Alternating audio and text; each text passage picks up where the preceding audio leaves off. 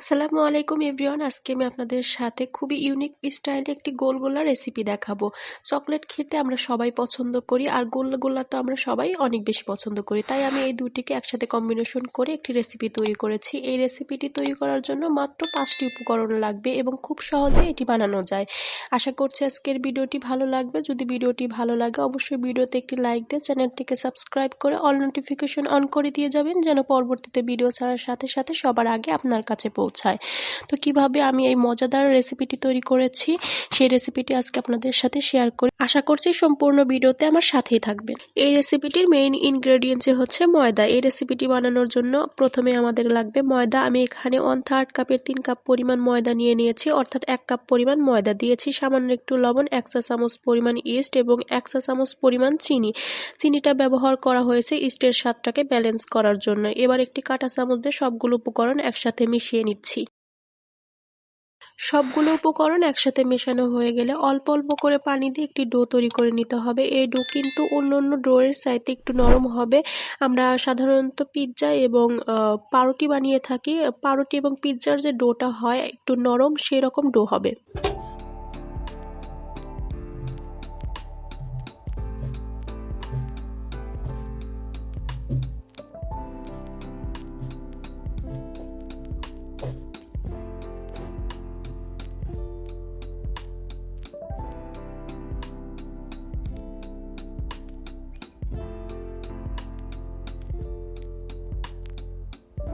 Do মাখানো হয়ে গেলে কিছুদের ঢেকে কিছু সময়ের জন্য সাইডে রেখে দিতে হবে।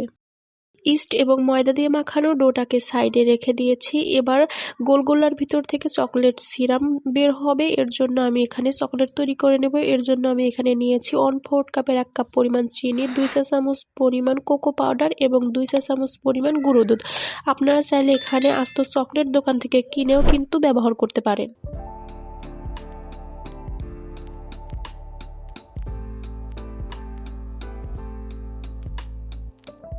এবার ভিডিওর শুরুতেই যে ময়দা এবং ইস্ট দিয়ে ডো তৈরি করে সাইডে রেখেছিলাম, সেই ডো থেকে অল্প একটু ঘি হাতের সাথে মাখিয়ে নিয়ে ছোট ছোট করে লেচি কেটে নেব।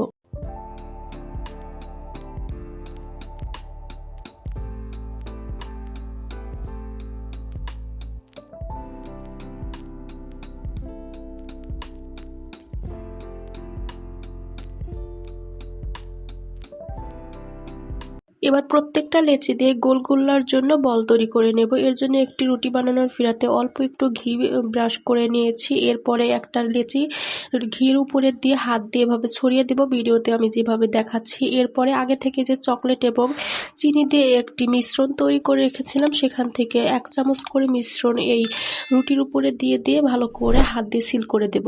যদি সাইড দিয়ে ভালো করে না লাগতে চায় সেক্ষেত্রে সাইড দিয়ে একটু করে পানি ভরিয়ে নিতে পারেন, এতে করে সহজেই লেগে যাবে আর ছেড়ে আসবে না।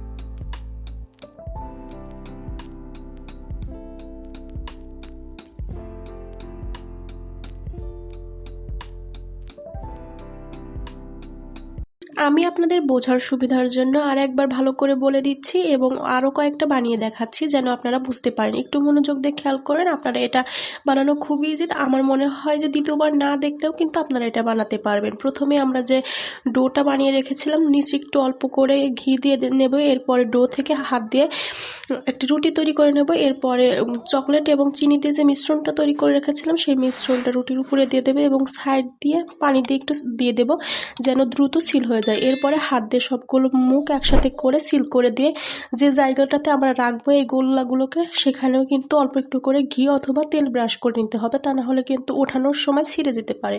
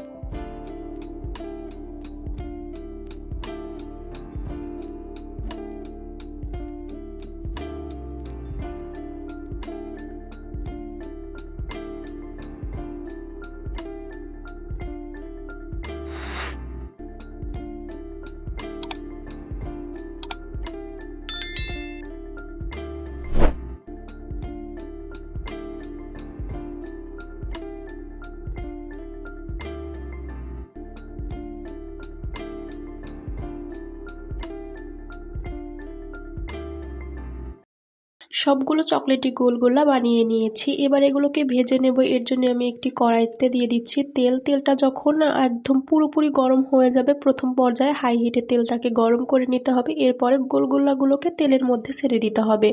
কিছু সময় পরে যখন ভেসে উপরে উঠে যাবে অথবা উল্টে দেওয়ার পরে চুলার আঁচটাকে একদম লো করে নিতে হবে, কারণ ভিতরে যে চিনি এবং চকলেটের মিশ্রণটা দেওয়া হয়েছে, চিনিটা গলে যেন চকলেট সিরামে পরিণত হয়, এর জন্য হচ্ছে একটু লো হিটে কিছু সময় পর্যন্ত কুক করে নিতে হবে। 10 মিনিট পর্যন্ত ভাজার পরে মিডিয়াম আঁচে দিতে হবে চুলার আঁচটাকে। কালার যখন লাল টকটকে চলে আসবে তখন আমরা এগুলোকে তেল ঝরিয়ে উঠিয়ে ফেলবো। দেখতেই পাচ্ছেন আমার গোলগোলাগুলো কিন্তু ভাজা একদম কমপ্লিট, একদম লাল হয়ে গিয়েছে আর ফুলে অনেকটাই বড় হয়ে গিয়েছে। আমি কিন্তু অফ ক্যামেরায় অনেকগুলো উঠিয়ে নিয়েছি আর লাস্টের গুলো এবার আমি আপনাদেরকে উঠিয়ে দেখিয়ে দিচ্ছি। আর আমি আপনাদেরকে একটি ভেঙে দেখিয়েও দেব কতটা চকলেট হয়েছে ভিতরটা। আশা করছি আজকের ভিডিওটা ভালো লেগেছে। যদি ভালো লাগে অবশ্যই ভিডিওতে একটি লাইক দিয়ে চ্যানেলটিকে সাবস্ক্রাইব করে দিয়ে যাবেন। আজকের মতো ভিডিও এখানে শেষ করছি। সকলেই ভালো থাকবেন, সুস্থ থাকবেন। আসসালামু আলাইকুম।